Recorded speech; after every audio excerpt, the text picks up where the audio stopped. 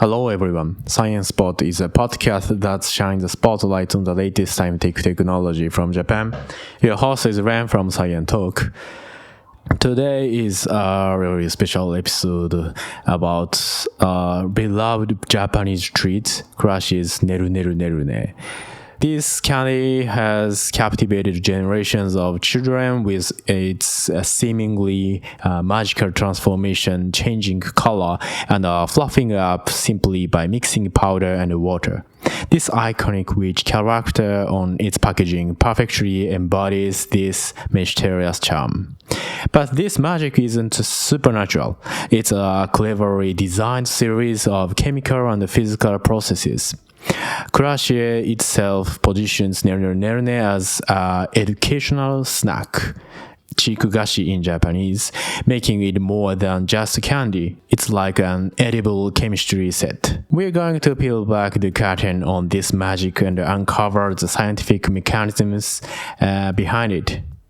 Nerunerunerune is a masterpiece of food engineering, skillfully packaging fundamental scientific principles like acid-base chemistry, gas generation, and polymer science into an interactive and delicious format.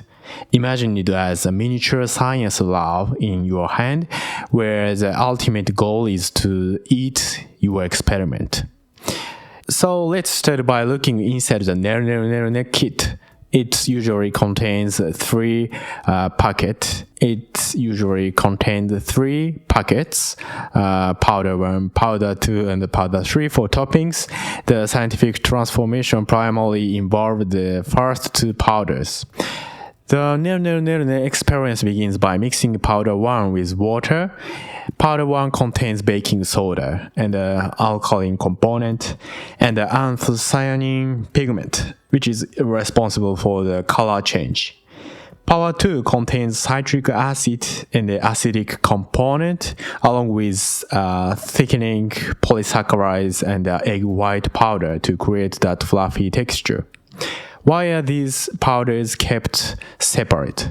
This is crucial for product stability and to ensure that dramatic chemical changes occur precisely when water is added and acting as a trigger. If the reactive acid and the alkaline components were mixed from the start, even slight humidity from the air could initiate the reaction prematurely, compromising the product's quality. This reflects a basic principle in chemistry experiments, keeping reactants separate until just before the reaction. The most iconic feature of Nerunerunerune is color change. It's based on the principle of pH indicators. pH indicators are substances whose molecular structure and thus color changes depending on the acidity of the solution. You might recall litmus paper from science class or how purple cabbage juice changes color with lemon juice. At the heart of this phenomenon is anthocyanin, a natural pigment found in many plants like purple cabbage, blueberries, and eggplants, which is highly sensitive to pH. When you first mix powder 1 with water, the baking soda dissolves, creating a weakly alkaline solution. In this alkaline environment, anthocyanin molecules undergo a structure change, absorbing light in the red-orange spectrum and reflecting vibrant blue-green light, making the mixture appear blue. Next, when you add powder 2, containing a citric acid, it neutralizes the baking soda and makes the entire solution acidic. The anthocyanin molecules then change to a different structure, absorbing blue-green light and reflecting red-purple light, causing the color to shift. This color change isn't a one-way magic trick. It's a reversible shift in chemical equilibrium between the protonated and the deprotonated state of the anthocyanin molecule. Theoretically, if you added enough alkaline component to the finished red-purple Nerune, it could turn blue again. Crucial choice of natural pigments like vegetable dyes instead of synthetic ones aligns perfectly with both the functional requirement of pH indicator and make marketing strategy appealing to parents concerned about synthetic additives. And the fluffy expansion of Nerunerunerune is driven by a classical and fundamental chemical reaction, the reaction between an acid and a carbonate. The driving force for the puffing is a chemical reaction between citric acid from powder 2 and the sodium bicarbonate from powder 1. This reaction requires water as a medium to proceed. The chemical reaction produces water and, most importantly, carbon dioxide gas. This carbon dioxide gas is what causes the mixture to expand. It's the exact same principle that makes fizzy bath bombs bubble in water. Interestingly, your acts of Neru means mixing, directly controls the rate of this chemical reaction. Just adding water to the powder would result in relatively slow reaction. However, when you vigorously mix the ingredient with a spoon, the frequency of contact between the dissolved citric acid and the sodium bicarbonate ions dramatically increases. This physical steering accelerates the reaction and promotes the generation of carbon dioxide. It's similar to how stirring sugar into coffee helps to dissolve the faster. Developers carefully balance the amounts of acid and the base to achieve satisfactory puffing while ensuring the final product tastes good. Simply maximizing the puffing by adding more baking soda or acid would lead to bitterness or excessive sourness, a common dilemma in food science. The final unique fluffy texture of Nerunerunerune is no accident. It's a product of engineered physical properties created through the application of rheology, the science of how matter flows and deforms. The main player here are hydrocolloids, long-chain polymer compounds such as thickens polysaccharides. These polymers form the viscous dispersion or gels in water, xanthan gum for instance, and wind the intervenes to create a three-dimensional network that traps a significant amount of water. This dramatically increases the liquid's viscosity, which is crucial for preventing the generated carbon dioxide bubbles from rapidly escaping. Imagine a fine mesh sponge holding water tightly, creating a stable base that prevents bubbles from escaping. Additionally, egg white powder plays a vital role.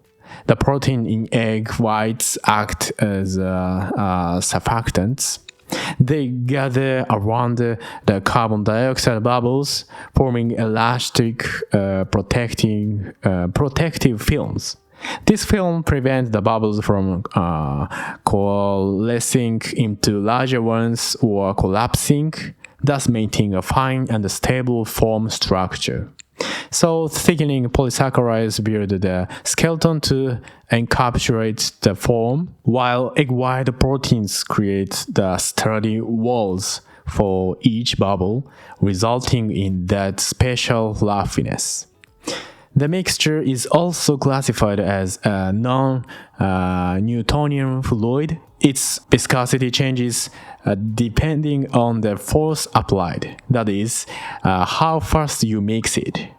It's very viscous when at rest, but vigorous stirring causes the polymer chains to align and disentangle, reducing its viscosity.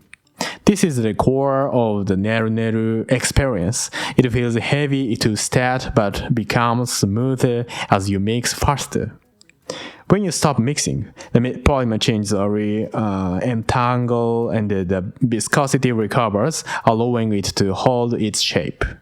This property, called shear thinning, is like how mayonnaise or ketchup flows easily when squeezed, but holds its shape when at rest.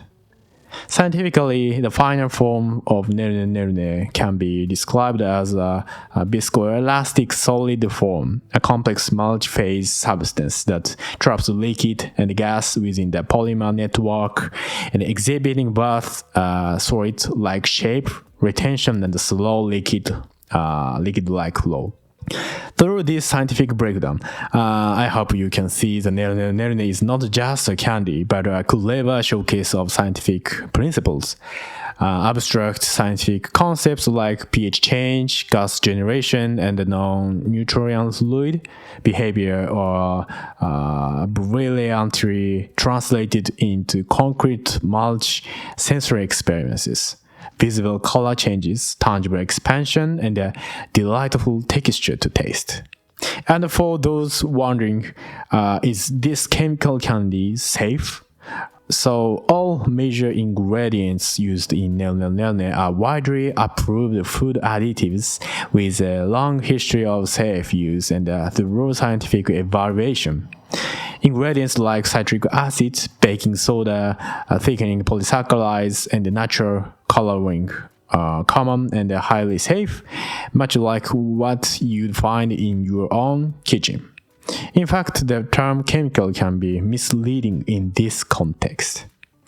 It is this foundation of unquestionable safety that Clashie can confidently promote its educational snack branding. Nerune truly transcends being just a snack. It's a shining example of edible science education that stimulates intellectual curiosity and provides an intuitive hands-on introduction to fundamental chemistry and physics. That's all for today's Science Thoughts. It's truly fascinating how much science is hidden in the candy, isn't it?